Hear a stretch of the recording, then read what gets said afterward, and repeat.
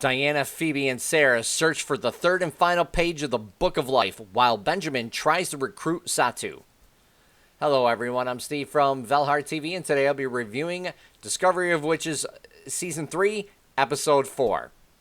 So there's a lot that happens in this episode. I mean, we get a lot of stuff that happens.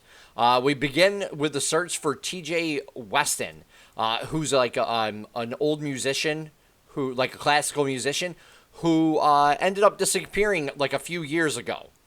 So Diana and Phoebe believe he has the third page, but they can't really find any information about him. Like, all the records show that he just ended up disappearing off the grid, basically. So, like, they can't find anything about him.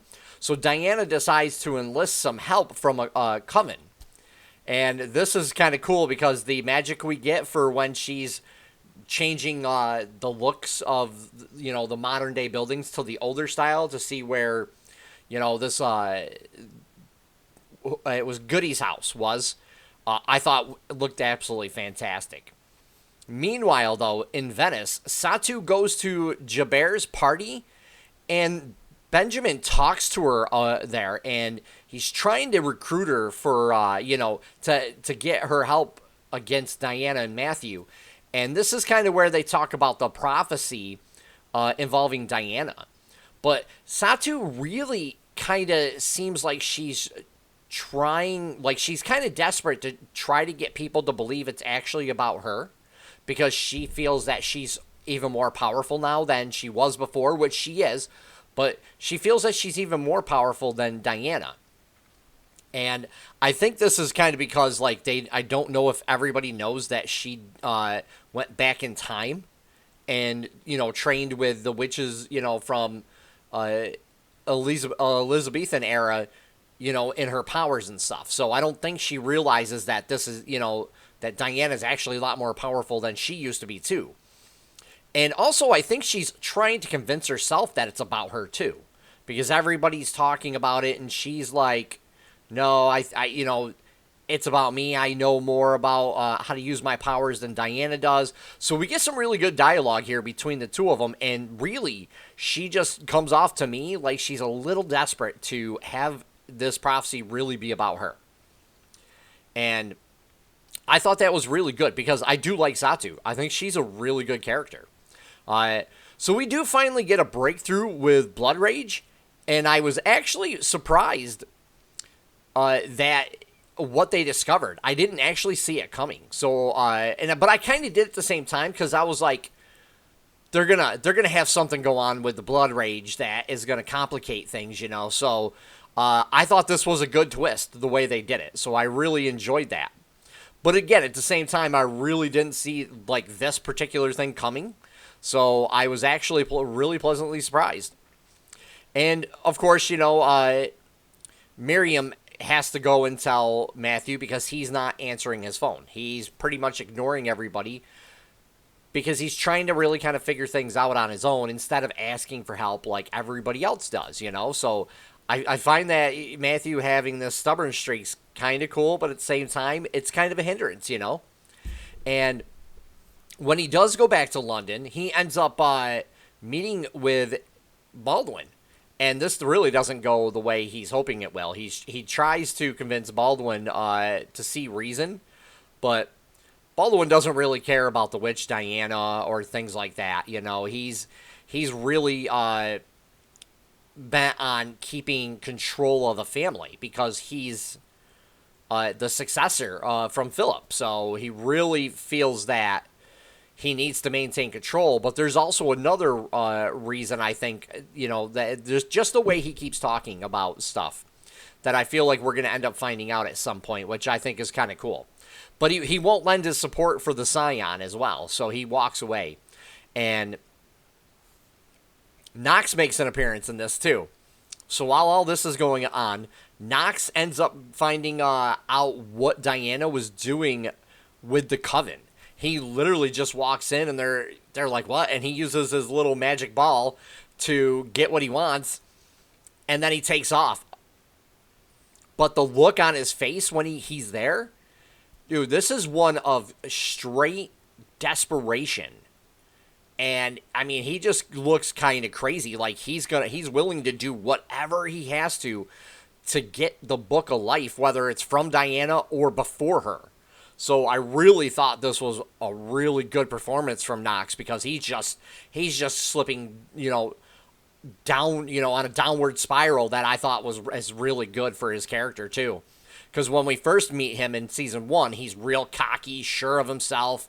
He feels like he's the most powerful person in the room type of person. So I really like this side.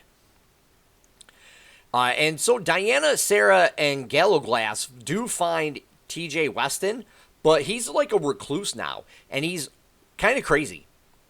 I don't really want to use that term per se, but he's definitely like out there. He's real paranoid. He doesn't like magic. He doesn't want people using it in his in his home, and he doesn't want a vampire in his home, and he's going on all about this stuff.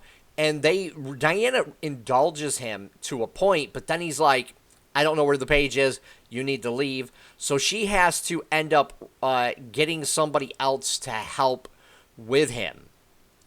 And I thought that was really, really cool, because we really get this sense that she's almost there, but then we have Knox right on her heels, like just behind her, trying to find the same thing and maybe even get ahead of her. So I think this is a really good race in this episode as well. And the episode does end with Diana giving birth and us finding TJ on a table surrounded by salt. So I thought this was a really, really interesting and good ending, because it pushes a certain person to help Diana out even more, which I thought was really good. So overall, like, the effects in this, I thought were quite well done. Again, we get this scene where Diana uses her magic to change the look of the buildings to the older Victorian or Elizabethan style homes, so she can find Goody's old house.